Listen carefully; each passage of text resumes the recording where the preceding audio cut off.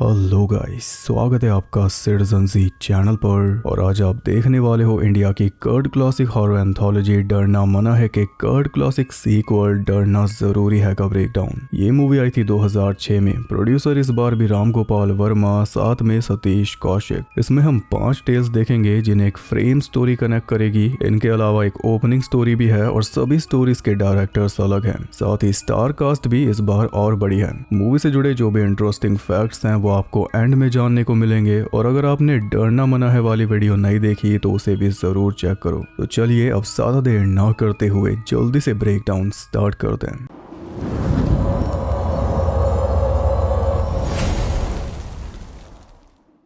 Movie के start में हम सतीश नाम के तगड़े सिनेफाइल को देखते हैं जो हर फ्राइडे थिएटर में जाता है हर एक नई रिलीज हुई मूवी का आखिरी शो देखने। तो आज भी फ्राइडे है और आज लगी है डरना मना है, जिसका आखिरी शो देखने सतीश जाएगा ही। हाँ, बस ठूसने के चक्कर में थोड़ा लेट हो चुका है। मेन बात यह है कि सतीश को डर नहीं लगता। अब भी ये बैठ के कोई हॉरर शो देख रहा है और डरने के बजाय जोर जोर से हंस रहा है। और दिक्कत यह है कि ये गलत मूवी में है। डरना मना है नहीं, इसमें डरना जरूरी है। घड़ी पे नजर पड़ते ही उसने अपनी माँ को बुलाया और बोला कि पैसे दो, डरना मना है लगी है 9:30 वाला शो देखने जाना है। टाइम देख के माँ बोली कि अब तो तू लेट हो चुका है, टाइम पे कैसे पहुंचेगा। तो सतीश बोला कि शॉर्टकट से जाऊंगा जहां से पहले भी जाता रहा हूं। लेकिन माँ बोली कि तू शॉर्टकट से नहीं जाएगा, तुझे मेरी कसम, क्योंकि शॉर्टकट होके निकलता है कब्रिस्तान में से और आज है अमावस की रात, ऊपर से फ्राइडे द 13th का मनूस दिन। इसलिए माँ घबरा रही है कि सतीश के साथ कुछ गलत हो जाएगा, क्योंकि फ्राइडे द 13th अमावस की रात को कब्रिस्तान में चुड़ैल घूमती है। उसकी पायल की झनकार हर किसी को सुनाई देती है। ये सुनकर सतीश के पसीने छूट गए। फिर भी उसे ऐसा तो दिखा नहीं था कि उसे डर नहीं लगता, इसलिए वो हंसने लगा। माँ तो बोलती रह गई और वो माँ के पर्स में से पैसे निकालकर चलता बना, ये वादा करके कि कब्रिस्तान वाले रास्ते से नहीं जाऊंगा। फिर भी गया उसी रास्ते से, बल्कि कब्रों के साथ मजाक मस्ती करता हुआ गया। अबे सुन रहे हो कि मर गए सारे के सारे। एक पीपल के पेड़ को उसने गीला भी कर दिया और एक जवान लड़की को अभी अभी दफनाया गया था, उसकी भी बहुत डिसरिस्पेक्ट की। आज की ताजा खबर। फिर थिएटर पहुंचा तो पता चला कि पूरा थिएटर खाली पड़ा है, क्योंकि फिल्म डब्बा है। ये सुनकर सतीश बोला कि राम गोपाल वर्मा की फिल्म डब्बा कैसे हो सकती है। उसने मस्त समोसे लिए और उन्हें बाहर ही लपेट लिया। फिर पॉपकॉर्न लेके अंदर जाके बैठ गया। उसे मिला के पूरे थिएटर में कुल 4 लोग थे। एक आदमी जो सोने आया था और पीछे एक कपल था जो मूवी देखने नहीं आया था। सतीश ने आराम से खाते पीते मूवी देखी और मूवी उसे काफी बेकार लगी। इंटरवल में गया और खाने का सामान लेने, और क्योंकि जनता नहीं आई थी इसलिए बचे हुए पैसों के नाम पे उसे बस सिक्के वापस मिल रहे थे जिन्हें वो जेब में जमा कर रहा था। इंटरवल के बाद तो उसका बैठना मुश्किल हो गया। मूवी उसके पल्ले ही नहीं पड़ रही थी, जैसा मैंने बताया भी था पहले। टाइम पास करने के लिए वो बार बार समोसे कोल्ड ड्रिंक लेके आता रहा और बस जैसे तैसे करके एंड तक बैठा रहा। इस बीच उसके आसपास भी बहुत कुछ चल रहा था, जैसे वो सोया हुआ आदमी अपने पोज बदले जा रहा था और कपल के बीच कभी आशिकी चालू हो जाती, कभी झगड़ा हो जाता, कभी रूस ना मनाना चालू हो जाता, पर आखिर में वो अपनी बातचीत पे लौट आते। टिकट का दाम 15-20 रुपए है, तो इससे सस्ती जगह ना सोने की हो सकती है और ना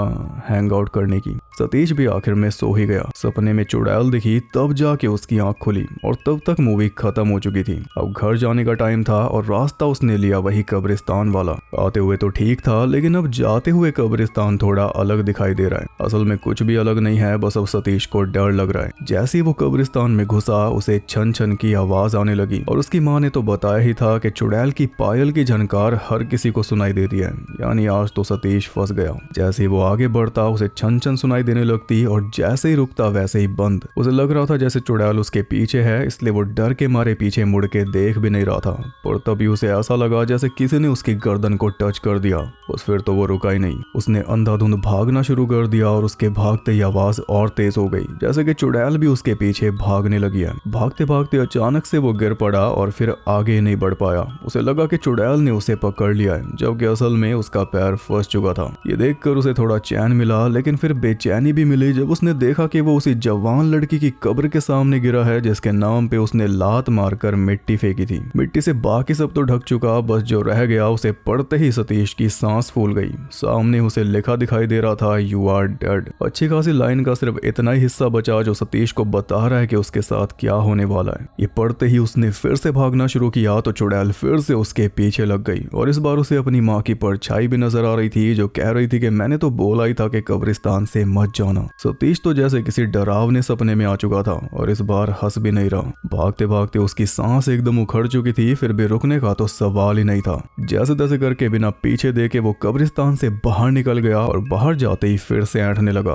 पर जैसे ही उसने नजर घुमाई उसे दिखाई दी चुड़ैल, जिसे देखते ही उसे दिल का दौरा पड़ गया और वो जमीन पे ढेर हो गया। गिरते ही उसकी जेब में से वो सारे सिक्के निकल गए जो तब से जमा हुए थे और उन्हें देखकर सतीश को समझ आया कि छन छन की आवाज जेब में खनक रहे सिक्कों से आ रही थी जब जब वो चल रहा था या भाग रहा था। पर डर इतना ज्यादा लग रहा था कि उस तरफ ध्यान गया ही नहीं। और जो सामने चुड़ैल खड़ी है वो असल में कट आउट है जिसे कब्रिस्तान के बाहर लगाया गया है। डरना जरूरी है कि प्रमोशन के लिए। पूरा मामला सतीश को समझ आ गया, पर अब क्या फायदा। जब तक दिमाग चला तब तक दिल रुक गया और उसकी मौत हो गई। जो हमेशा डर का मजाक बनाता था आज डर ने उसी का मजाक बना दिया। माँ तो यही सोचेगी कि चुड़ैल नहीं मार डाला, सतीश के साथ कुछ गलत हो गया। और ये भी एक अंडरलाइन रीजन है इसमें कि सतीश ने कब्रिस्तान में बहुत गलत काम किया था जिसकी उसे सजा मिली। सुपरनैचुरल साइड भी है तो साथ में लॉजिकल साइड भी है, लेकिन जो स्मार्ट राइटिंग है वो सबसे मेन है। डरना मना है देख के बोल रहा था कि डर नहीं लगा, पर असल में डरना मना है की वजह से डरा और डरना जरूरी है की वजह से मरा। जिस मूवी के अंदर वो खुद है। एक क्लियर निशाना है उन लोगों पे जिन्होंने डरना मना है की जमकर बुराई की थी। नाम था डरना मना है जिसका मतलब ये था कि तुम डरोगे, पर सबने यही बोला कि हम तो डरे नहीं। तो इस बार सीक्वल का नाम ही डायरेक्ट चैलेंज है कि अब तो डरना जरूरी है। ये थी ओपनिंग स्टोरी जिसके राइटर और डायरेक्टर हैं साजिद खान। ह्यूमर देख के समझ ही गए होंगे सब। इससे ज्यादा स्मार्ट ओपनिंग आपने किसी भी बॉलीवुड मूवी में देखी है क्या? एकदम स्क्रीम टाइप ओपनिंग है, फुल मेटा। सीक्वल में ओरिजिनल मूवी को भी रेला जा रहा है और जिन्होंने ओरिजिनल मूवी को रेला था उन्हें भी रेला जा रहा है, बल्कि उन्हें तो बहुत ज्यादा ब्रूटली। अब मैं क्या ही बोलूं। माँ के पैसों पे पलने वाला अधेड़ उम्र का आदमी जो मूवी देखने से ज्यादा ठूसने पे फोकस करता है, फिर बोलता है कि मूवी में मजा नहीं आया। इसे ब्रूटल रिप्लाई क्या होगा? ऐसा भी कुछ हो चुका है बॉलीवुड में, फिर भी किसी ने हाइप नहीं किया। वरना ये ओपनिंग हमेशा याद रखी जानी चाहिए, एकदम टॉप पे रख के। खैर इसके बाद एक गाना आता है जिसमें क्रेडिट्स दिखाए जाते हैं जैसा कि ओरिजिनल मूवी में भी था। फिर आती है फ्रेम स्टोरी जहाँ से असली मूवी शुरू होती है। 5 बच्चे जो स्कूल पिकनिक पे आए थे वो बिना किसी को बताए होटल से निकलकर जंगल में पहुंच गए घूमने फिरने। घूमते घूमते रात हो गई और तब जंगल के बीच में उन्हें मिला एक पुराना सा घर जिसके पास जाने का तो सवाल ही पैदा नहीं होता। पांचों वहीं से वापस चल दिए, लेकिन तभी तेज बारिश चालू हो गई जिस वजह से उन्हें घर तक जाना ही पड़ा। और जैसे ही पास पहुंचे घर का दरवाजा अपने आप खुल गया। अंदर से भी घर पूरा क्रीपी था और घर के अंदर उन्हें मिली एक दादी माँ जिनका नौकर उनके लिए शहर से दवाई लेने गया था पर अब तक लौटा नहीं। दादी बड़े प्यार से बात कर रही थी और बच्चे भी बड़ी तमीज से पेश आ रहे थे। फिर एक ने पूछ लिया कि इतने बड़े घर में आपको अकेले डर नहीं लगता? तो दादी ने भी एकदम तरीके से जवाब दिया, लगता है बेटा, बहुत डर लगता है। ये सुनकर आशु फैल गया। बोला डरने की क्या बात है यहाँ? तो दादी ने पूछा, क्यों बेटा, तुम्हें डर नहीं लगता? बोला कभी नहीं। दादी बोली मैं निकालूंगी तेरे आंसू। मैं 6 कहानियां सुनाऊंगी जिसके अंत में तुम जरूर डरोगे क्योंकि तुम्हारा डरना जरूरी है। आशु ने भी चैलेंज एक्सेप्ट कर लिया। तो दादी उन सबको लेकर ऊपर पहुंच गई जहां पे वो चेयर पे बैठी और वो 5 उनके सामने बैठ गए। और शुरू होती है पहली कहानी जिसका नाम है इमेजिनरी घोस्ट, काल्पनिक भूत। इसके डायरेक्टर हैं खुद राम गोपाल वर्मा।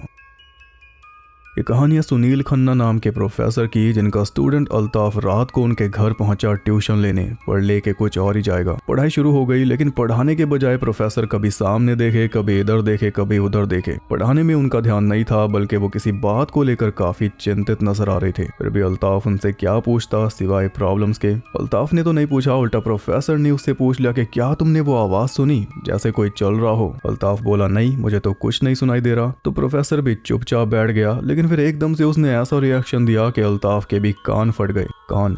हाँ सर, वी आर डिस्कसिंग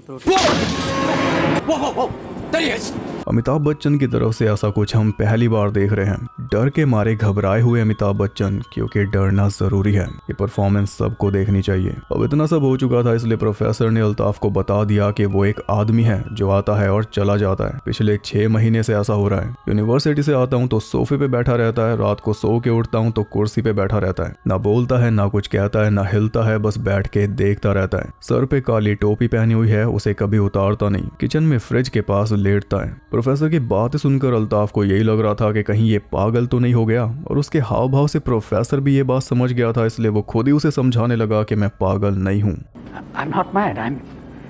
तो मैं भी बस तभी वो आदमी उसके सामने से होते हुए किचन में चला गया।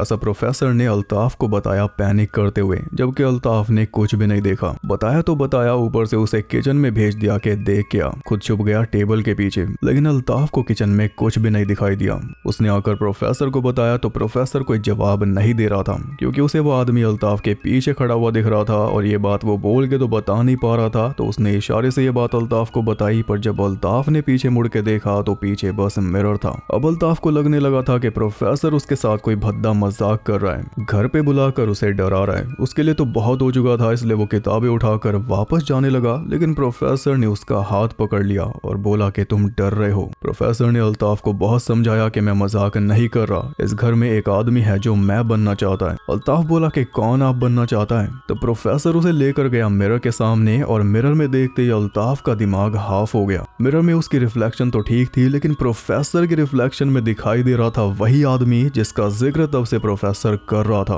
काली टोपी पहना हुआ, फेस पे कोई एक्सप्रेशन नहीं, कोई मूवमेंट नहीं, बस देखे जा रहा है। ये थी पहली टेल।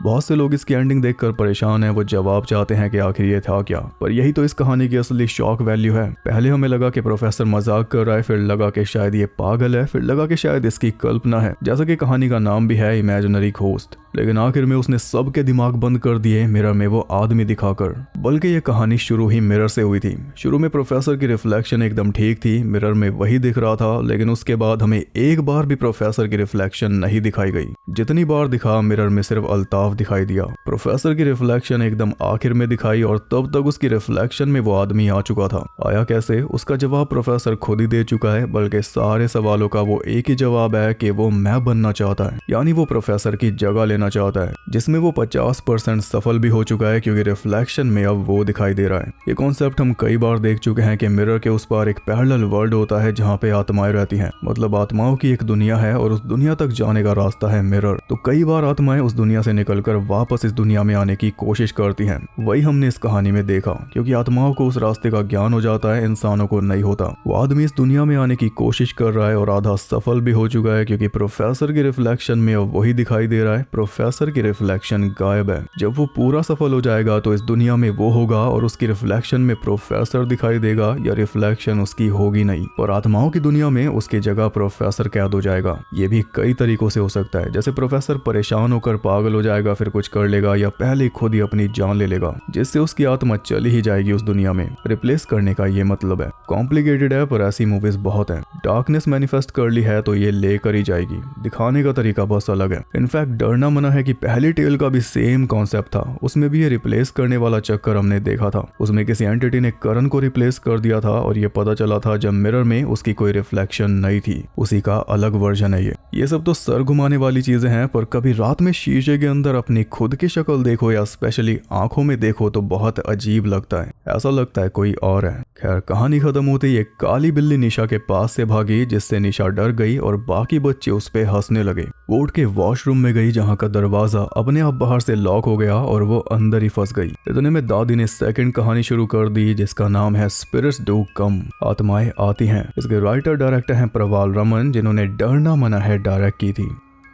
ये कहानी है कुणाल नाम के फोटोग्राफर की, जो अपनी कार में गोवा जा रहा था, लेकिन रात में उसकी कार अचानक से खराब हो गई। किस्मत से सामने ही एक घर था, तो कुणाल ने जाके दरवाजा नॉक किया और अंदर से आई वर्षा। कुणाल ने उसे बताया कि मेरी गाड़ी खराब हो गई है और मुझे आपका फोन यूज करना है मैकेनिक को बुलाने के लिए, क्योंकि यहाँ पे सिग्नल नहीं आ रहे। रात में एक अनजान आदमी को अपने दरवाजे पर पाकर वर्षा घबराई हुई थी, लेकिन कुणाल की मजबूरी जान के उसने कुणाल को घर के अंदर ले लिया। घर में एक फोटो रखी थी जिसमें वर्षा के साथ एक आदमी था। कुणाल ने पूछा तो वर्षा ने बताया कि ये मेरे पति राहुल हैं, जिनकी 2 साल पहले मौत हो गई थी। तब से मैं इस घर में अकेली रहती हूँ। वर्षा कुणाल के साथ बहुत फ्रैंक भी होने लगी थी। पहले उसने पानी दिया, फिर कॉफी बनानी रख दी, और फिर बोली कि अगर रात में मैकेनिक ना मिले तो ऊपर एक्स्ट्रा बेडरूम है। ये सुनकर कुणाल भी खिल गया कि ये तो बढ़िया हो गया, लेकिन कुछ देर बाद वो हिल भी गया। जैसे ही उसने फोन उठाया, वर्षा की जगह उसे पीछे खड़ा हुआ दिखाई दिया राहुल, जो चिल्ला कर बोला कि तुम हो कौन और तुम्हारी हिम्मत कैसे हुई मेरे घर में घुसने की। उसे देखते ही कुणाल डर के मारे बुरी तरह सहम गया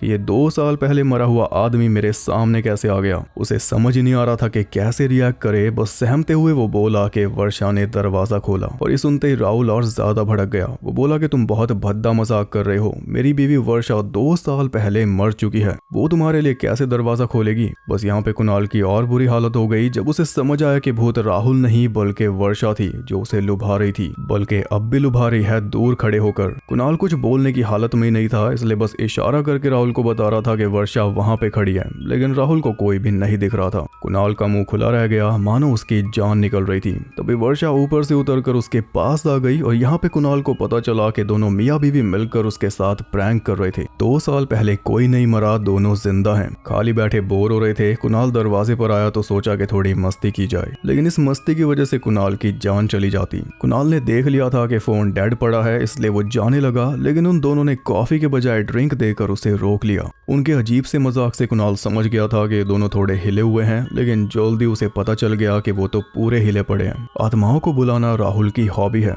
और उसका कहना है कि अगर ठीक से कॉन्सेंट्रेट किया जाए तो आत्मा बुलाने पर आती है, लेकिन कभी कभी उन्हें वापस भेजना मुश्किल हो जाता है। इनफैक्ट कुणाल के आने से पहले ये आत्माओं को ही बुला रहा था, पर कुणाल को इससे क्या, वो तो भूतों पर यकीन ही नहीं करता। उसे आज तक ऐसा रीजन मिला ही नहीं। वो बोला कि अगर इसी वक्त आप दोनों में से कोई गायब हो जाए तो मैं मान लूंगा कि भूत होते हैं, और उसके कहने की देर थी कि तभी वर्षा गायब। राहुल बोला कि मैंने कहा था ना, मेरी बीवी वर्षा 2 साल पहले मर चुकी है, यानी इसने वर्षा की आत्मा को बुलाया था। हालांकि कुणाल को भी यही लग रहा था कि राहुल फिर से प्रैंक कर रहा है, लेकिन राहुल बहुत ज्यादा सीरियस हो चुका था, जिस वजह से कुणाल को भी सीरियस होना पड़ा। और तभी पर्दे के पीछे से वर्षा ने उसे धप्पा कर दिया, यानी एक और बार उसके साथ प्रैंक हो गया, जिसके बाद घर में रुकने का कोई मतलब ही नहीं था। वो गुस्से में जाने लगा तो दोनों ने एक बार फिर उसे रोक लिया, ये बोलकर कि राहुल 5 मिनट में मैकेनिक को बुला देगा, यानी मैकेनिक की आत्मा को। राहुल ध्यान लगाकर आत्मा को बुलाने बैठ गया, या फिर तीसरे प्रैंक की तैयारी चालू हो गई। और इस बीच वर्षा कुणाल के आसपास मंडराती रही, ये पूछते हुए कि क्या सच में वो आते हैं,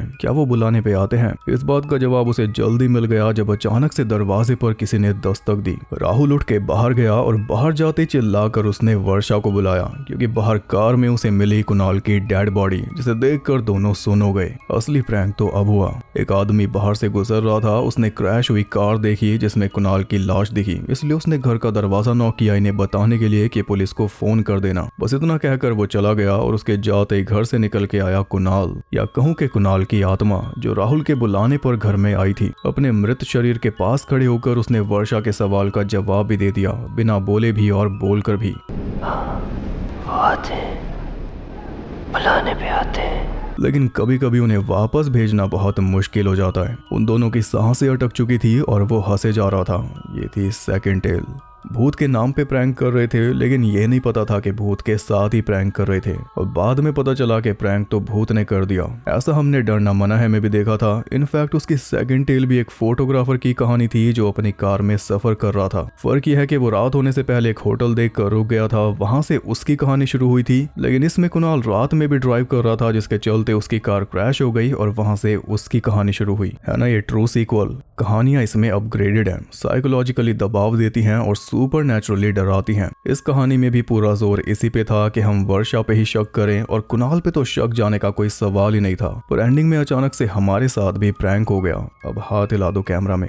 कहानी सुनकर आशु बोला कि मजा नहीं आया, पर तभी निशा जरूर आ गई, लेकिन अब वो कुछ बदली बदली सी नजर आ रही थी। ना किसी से बोली ना कुछ, आके चुपचाप सर नीचे करके बैठ गई। उसके आते ही रोहन वॉशरूम में चला गया और वहां पे उसे पड़ी हुई मिली निशा की लाश, यानी जो ऊपर बैठी है वो निशा की आत्मा है। निशा को किसी ने मार डाला और जिसने निशा को मारा उसने रोहन को भी मार दिया। इतने में दादी ने शुरू कर दी तीसरी कहानी, जिसका नाम है एक्सीडेंट्स आर नेवर प्रेडिक्टेड, हादसे बताकर नहीं होते। इसके डायरेक्टर हैं विवेक शाह। ये कहानी है विश्वास की, जो अपनी वाइफ और बेटे चिंटू के साथ रहता है, और संडे की दोपहर को तीनों घर पे थे। चिंटू बाहर खेल रहा था और माँ बाप अंदर बातचीत कर रहे थे भाई। अचानक डोरबेल बजी, लेकिन विश्वास बोला कि जो भी होगा थोड़ी देर में अपने आप चला जाएगा, हम क्यों टाइम वेस्ट करें। और दिक्कत ये हो गई कि चिंटू ने दरवाजा खोल दिया, इसलिए मजबूरन विश्वास को बाहर जाना ही पड़ा। और बाहर जाकर वो देखता है कि चिंटू एक आदमी के ऊपर चढ़कर खेल रहा था। वो था इंश्योरेंस एजेंट प्रभाकर पंडित, जो कि पॉलिसी बेचने आया था ताकि उसका टारगेट पूरा हो सके। पर अजीब बात ये थी कि वो अपने आप ही घर के अंदर घुस आया और उससे भी अजीब बात ये थी कि टेबल पे रखे फलों को देखकर उसका जी ललचा रहा था। विश्वास ने कुछ पूछा नहीं, इसलिए पानी भी उसने खुद ही मांग के पिया। फिर उसने बताना चालू किया कि कैसे वो विश्वास की जिंदगी खुशियों से भरने वाला है और उसकी फैमिली को मिलेगा एक अनमोल तोहफा, सेफ्टी का, क्योंकि लाइफ इज रिस्की, हाथ से बताकर नहीं होते। आज विश्वास जिंदा है, कल क्या पता ना हो। जिंदगी में कभी भी कुछ भी हो सकता है, इसलिए जरूरी है लाइफ इंश्योरेंस। उसने लाइव एग्जाम्पल भी दिया कागज को आग लगाकर, और आग कुछ ज्यादा ही बढ़ गई जिससे पूरी फैमिली चिंता में आ गई।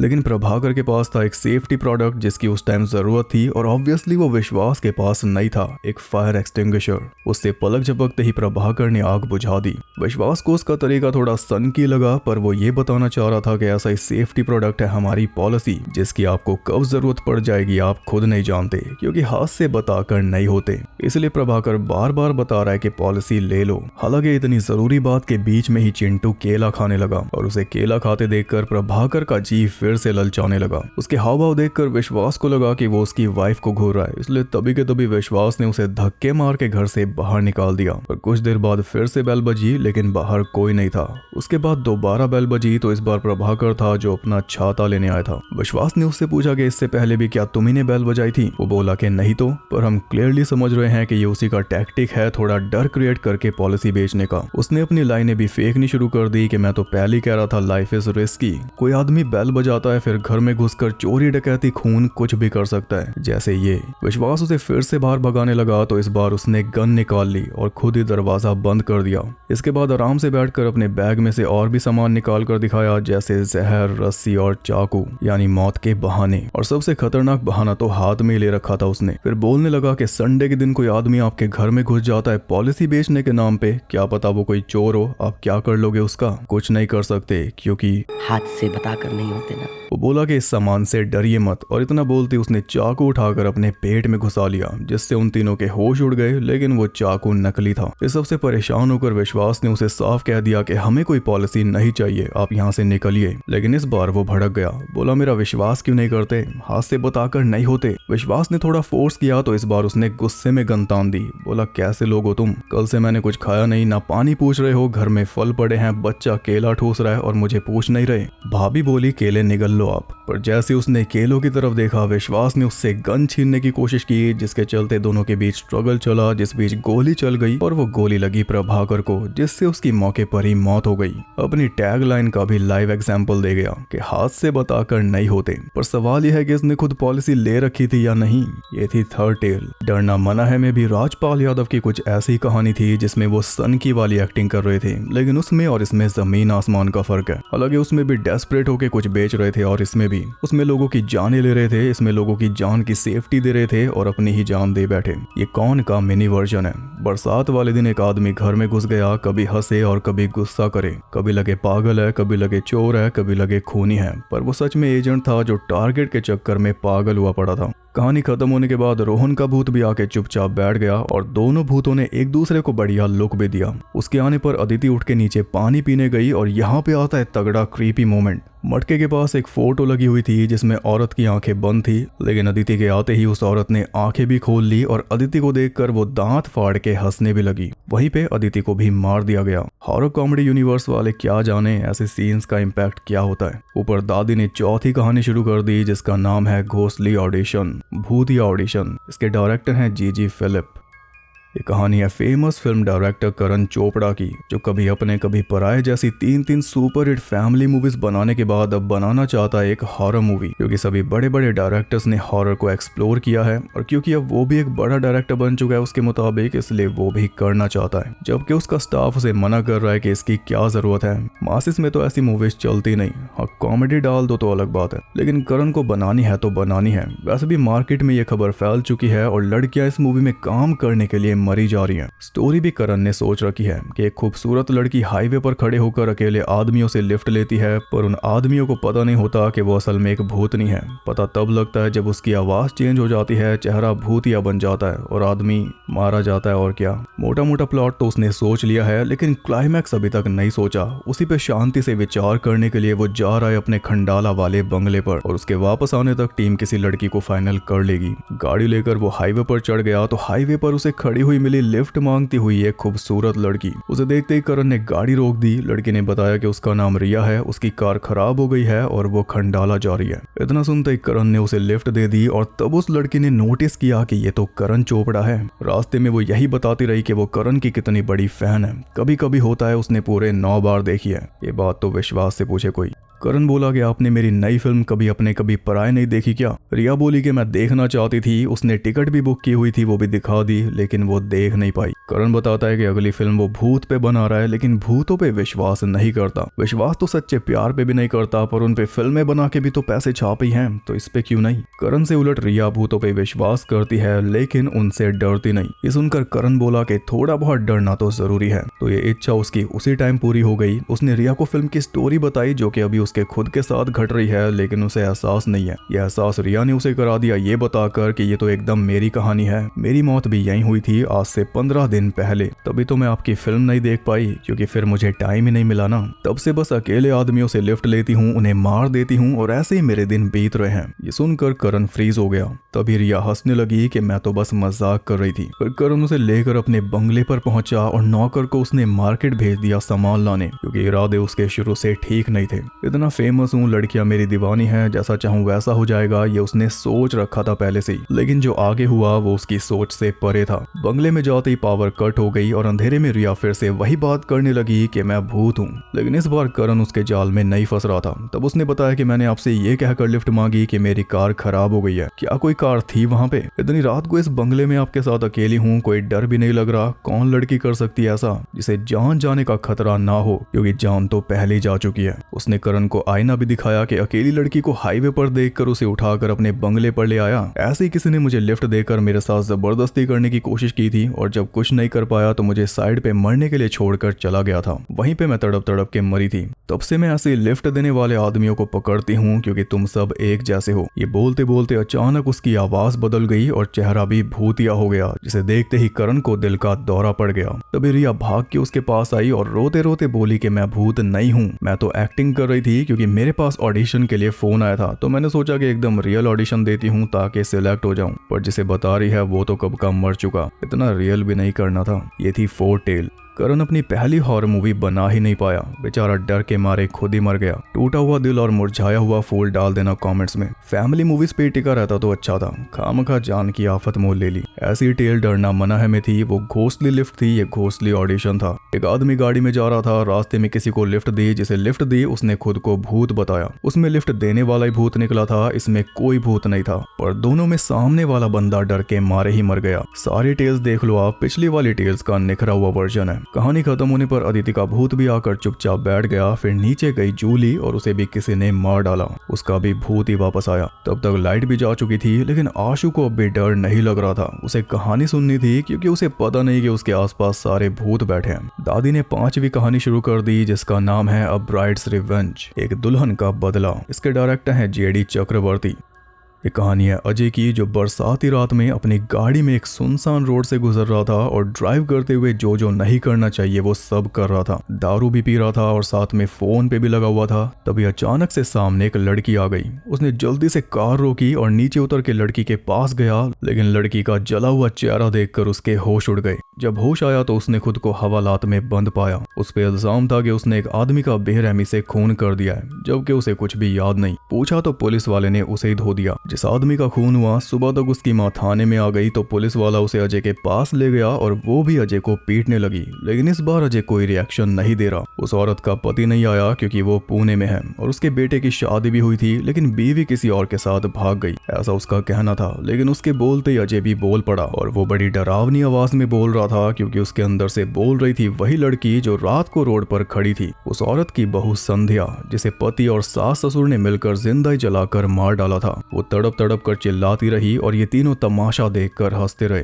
तब से संध्या की आत्मा तड़प रही थी किसी शरीर की तलाश में। फिर रात में उसे अजय मिल गया तो अजय के शरीर में घुसकर वो अपने पति के पास पहुंची और उसके छोटे छोटे टुकड़े कर डाले। तब ये सास वहां पर नहीं थी, वरना इसे भी मार देती, बल्कि अब दोबारा अजय के शरीर में इसलिए आई है ताकि इसे मार सके। पर पुलिस वाले ने फिर से अजय के मुंह पे थप्पड़ जड़ दिया। वो बोल रहा था कि ये सब नाटक बंद कर, पागल समझ के तेरी सजा कम नहीं होगी। लेकिन सास की सांस सूख चुकी थी क्योंकि उसे तो समझ आ चुका था कि अजय के अंदर से संध्या ही बोल रही है, जबकि पुलिस वाला उसका मजाक बना रहा था कि संध्या के भूत को सजा कैसे होगी। ये मजाक संध्या को अच्छा नहीं लगा, इसलिए अजय की बॉडी से निकलकर वो पुलिस वाले की बॉडी में घुस गई और पुलिस वाले के हाथों उसी की गन से उसने सास को गोली मरवा दी। फिर संध्या ने अजय को बोला कि अब ये पुलिस वाला भी मेरी बात पे यकीन करेगा और तुझे इज्जत से जाने भी देगा, क्योंकि ये वाला खून इसके हाथों से हुआ है, तेरे हाथ तो बंधे हैं। संध्या निकल के चली गई और पुलिस वाला देखता रह गया कि आखिर ये कब हुआ और कैसे हुआ। उसके पास भी कोई चॉइस नहीं बची थी, इसलिए उसने केस को दबा दिया, माँ बेटे की बॉडीज को सुनसान जगह पे दफना कर। फिर अजय अपने रास्ते और वो अपने रास्ते।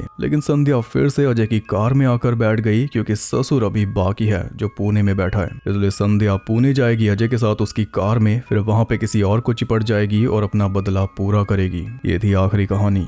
ये कहानी एकदम फ्रेश थी और सबसे ज्यादा स्केरी भी। एक्टिंग के मामले में ये पहली टेल को भी बीट करती है सबसे छोटी लेकिन सबसे ज्यादा खतरनाक है। पूरी चिलिंग वाइब्स भरी पड़ी हैं इसमें, लेकिन इसे बनाने में बहुत दिक्कत आई थी, वो आगे बताऊंगा। फिलहाल दादी ने सारी कहानियां खत्म कर दी, लेकिन आशु अब भी नहीं डरा। वो कह रहा था कि डरना जरूरी थोड़ी ना है। पर उसका एक सवाल भी था कि आपने बोला था 6 कहानियां सुनाऊंगी, मगर आपने तो बस 5 ही सुनाई। लेकिन दादी का कहना था कि वो 6 कहानियां सुना चुकी है और सबसे डरावनी कहानी उसने नीचे सुना दी थी, अपनी और नौकर वाली। आशु कुछ समझा नहीं, लेकिन दादी तो जोर जोर से हंस रही थी। तभी एकदम से लाइट चली गई और लाइट आते ही आशु ने देखा कि वो कमरे में अकेला बैठा है। दादी और उसके दोस्त सब गायब, लेकिन पलक झपकते ही वो सब वापस आ गए और इस बार उनकी शक्ल देखकर आशु समझ गया कि वो सब भूत हैं, जिस वजह से आखिरकार वो डर गया। और ओरिजिनल मूवी की फेमस लाइन है कि जो डर गया वो मर गया। यही हुआ आशु के साथ। वो नीचे भागा तो दरवाजा खुला ही नहीं। तभी दादी अपने स्केरी रूप में उसके सामने आ गई और वो भी डर के मारे मारा गया।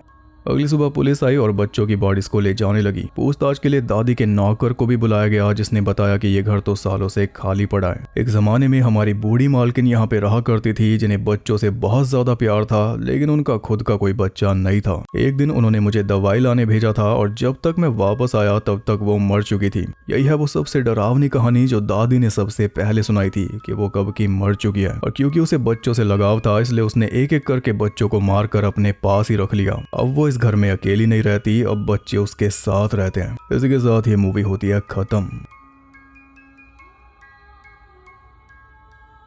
इस फ्रेम स्टोरी के राइटर डायरेक्टर हैं मनीष गुप्ता। हम क्लियरली देख सकते हैं कि डरना मना है के मुकाबले में ये सुपीरियर एंथोलॉजी है। एक तो इसमें अमिताभ बच्चन है, तो मानो चाहे ना मानो मामला एक तरफा हो जाता है। इसके अलावा किसी भी टेल में बेकार एक्टिंग नहीं है, उससे भी फर्क पड़ता है, क्योंकि डरना मना है में हमने काफी पीक एक्टिंग भी देखी थी। और तो और जितनी भी कहानियां हैं वो सारी अपग्रेड्स हैं और ज्यादा फाइन की हुई, लेकिन फिर भी वैसी भूत या स्केरी स्टोरीज नहीं है जैसे कि यहाँ की जनता को चाहिए होती है। अब भी वही दिमाग पे जोर देने वाली साइकोलॉजिकल सी है, लेकिन इस बार एक ऐसा चेंज किया गया है जो जनता को हुक करता है। वो है फ्रेम स्टोरी। शुरू से आखिर तक एक स्केरी क्रीपी कैरेक्टर जो बच्चों को कहानी सुनाती है। ओपनिंग स्टोरी में उसी का कटआउट था, तो शुरू से लेकर एंड तक उसने वो डर बना के रखा जो चाहिए था। ऊपर से बीजीएम वो भी प्रॉपर स्केरी था। डरना मना है यूथ को ध्यान में रख के बनाई गई थी, लेकिन ये मूवी इस बात को ध्यान में रख के बनाई गई है कि यूथ को भी बच्चों की तरह ही कहानियां सुनानी पड़ेंगी, वो एलिमेंट रखना ही पड़ेगा। इसलिए मूवी फार बेटर है, इतनी ज्यादा सुपीरियर है कि डरना मना है का नाम लेने पे भी लोगों को यही याद आती है। दादी जिसमें कहानियां सुनाती है वो मूवी। सच में ये पीक एंथोलॉजी है।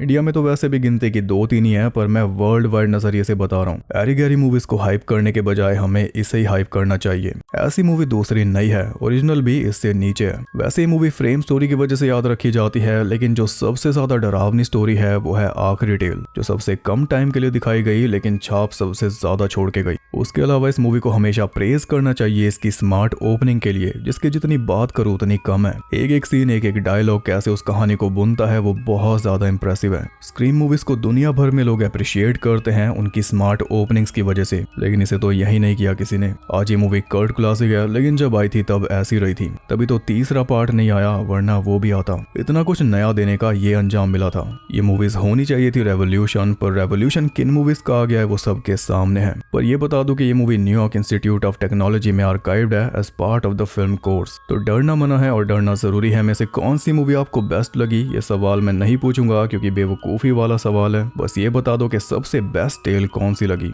सबकी अलग अलग पसंद होगी, इसलिए बताना जरूर। अब बात करते हैं मूवी से जुड़े इंटरेस्टिंग फैक्ट्स के बारे में। पिछले पार्ट के कंपैरिजन में इसका बजट ज्यादा था। 8 करोड़ 75 लाख में बनी इस मूवी ने कमाए थे 10 करोड़ 65 लाख, यानी फ्लॉप। इस फिल्म की स्टार कास्ट पिछली मूवी से भी ज्यादा बड़ी है। अमिताभ बच्चन है, इसलिए बड़ी बात है क्योंकि अमिताभ बच्चन की फिल्मोग्राफी में ये मूवी ऐड हो चुकी है। और 1979 में जो जानी दुश्मन आई थी, उसके बाद ये सबसे बड़ी मल्टी स्टार और हॉरर मूवीज में से एक थी। इसके अलावा 2002 में भी जानी दुश्मनी थी ऐसी मूवी। अब भी एक क्रॉसओवर होगा, लेकिन स्टार कास्ट के मामले में आपको पता ही है। अमिताभ बच्चन की ये पहली हॉरर मूवी थी। इसके बाद भूतनाथ की थी, अगर उसे काउंट करोगे तो। अमिताभ बच्चन ने अपनी शूटिंग एक ही दिन में पूरी कर ली थी और इस मूवी में काम करने के लिए कोई पैसा नहीं लिया था। राम गोपाल वर्मा से अच्छे संबंध थे, तभी तो राम गोपाल वर्मा ने अमिताभ बच्चन से ऐसे भी रोल्स करवाए जो आज तक कोई नहीं करवा पाया। ये मूवी बन के काफी पहले तैयार हो चुकी थी, लेकिन रिलीज बहुत टाइम बाद की गई थी। इस फ्रेंचाइज का थर्ड पार्ट भी बनने वाला था, डरना मंगता है, लेकिन ये दोनों मूवीज फ्लॉप रही, इसलिए नहीं बना। पर अब जब ये दोनों कल्ट क्लासिक बन चुकी है तो क्यों ना एक तीसरा पार्ट बनाया जाए। डरना सजा है या डरना मजबूरी है? कोई तो ये मांग उठाओ या इन्हें इतना हाइप कर दो कि बात आगे तक पहुंच जाए। हॉरर एंथोलॉजी शोज तो अब आते ही नहीं, कम से कम एक मूवी आ जाए इस सीरीज में। रणदीप हुड्डा की अपने डायरेक्टर जेडी चक्रवर्ती के साथ बिल्कुल भी नहीं बनी थी। दोनों के बीच क्रिएटिव डिफरेंसेस थे, जिस वजह से सेट पे दोनों के बीच लगातार क्लैश चलता था। इसी के चलते रणदीप हुड्डा और राम गोपाल वर्मा के बीच भी दरार आ गई, ऐसा बोला जाता है, क्योंकि इसके बाद दोनों ने एक साथ कभी काम नहीं किया और ये एक साथ दोनों की सेकंड मूवी थी। इससे एक साल पहले रणदीप ने राम गोपाल वर्मा की डी में काम किया था, जो रणदीप की सेकंड मूवी थी। रणदीप के साथ राम गोपाल वर्मा और भी मूवीज प्लान करके बैठे थे जो कभी बनी नहीं। वहीं जेडी चक्रवर्ती भी राम गोपाल वर्मा के खास हैं। उन्होंने सत्या में सत्या का रोल किया था और डेब्यू भी राम गोपाल वर्मा के साथ ही किया था उनकी डेब्यू मूवी शिवा में, जिसे RGV ने अगले ही साल हिंदी में रीमेक किया था। अनिल कपूर के कैरेक्टर का नाम था Karan Chopra, romantic film director. वो नाम रेफरेंस है दो popular romantic Hindi film directors Karan Johar और यश चोपड़ा का। ये पहली मूवी थी जिसमें सोनाली कुलकर्णी ने सुनील शेट्टी के साथ काम किया था। उसी सेम साल में सुनील शेट्टी और राजपाल यादव 3 मूवीज में एक साथ नजर आए थे और तीनों में उनकी केमिस्ट्री अलग थी। एक तो यही, एक फिर हेरा फेरी और एक चुप चुप के। सेम साल में सुनील शेट्टी और बिपाशा बासु भी एक साथ नजर आए थे फिर हेरा फेरी में। सेम साल में सुनील शेट्टी और रितेश देशमुख भी 2 और मूवीज में एक साथ नजर आए थे, फाइट क्लब और अपना सपना मनी मनी। 2006 सुनील शेट्टी का साल था क्या? साल नहीं बल्कि पूरा डेकेड ही उनका था। टोटल 66 मूवीज में नजर आए थे। तो ये थे कुछ अनसुने फैक्ट्स। आई होप आपको पसंद आए होंगे। वीडियो पसंद आई तो लाइक करना, और अगर आप इन दोनों मूवीज के फैन हो और ऐसी और मूवीज देखना चाहते हो तो चैनल पे आपके लिए हॉरर एंथोलॉजी की पूरी प्लेलिस्ट पड़ी है, जिसमें एक एक वीडियो वर्थ इट है। पूरी दुनिया भर की क्लासिक से लेकर मॉडर्न एंथोलॉजी सब मिलेंगी उसमें, और बोनस के तौर पे मोरल्स भी जानने को मिलेंगे, वो अलग। फ्री टाइम में चेक करना, निराश नहीं होगे, फिर समझोगे कि एंथोलॉजीज हमें चाहिए यहाँ पे। बाकी ऐसी और इंटरेस्टिंग वीडियोस देखने के लिए चैनल को सब्सक्राइब करके बेल नोटिफिकेशन को ऑल पर सेट कर लो, ताकि नोटिफिकेशन भी बुलाने पे आती रहे। और ज्यादा कनेक्टेड रहने के लिए आप मुझे इंस्टाग्राम पर फॉलो कर सकते हो, वहाँ पे आपको बहुत कुछ जानने के लिए मिल जाएगा, और साथ ही बाकी जगहों पर भी जिनके लिंक्स आपको मिल जाएंगे नीचे। आई नो गाइस, इस बार बहुत ज्यादा गैप हो गया इस महीने, पर कुछ सिचुएशंस ऐसी बन गई थी कि ये होना ही था। अब मैं अपनी तरफ से पूरी कोशिश करूंगा कि रेगुलरली वीडियोस आती रहें। तो मैं आपसे मिलूंगा अगली वीडियो के साथ, तब तक के लिए सबको बाय।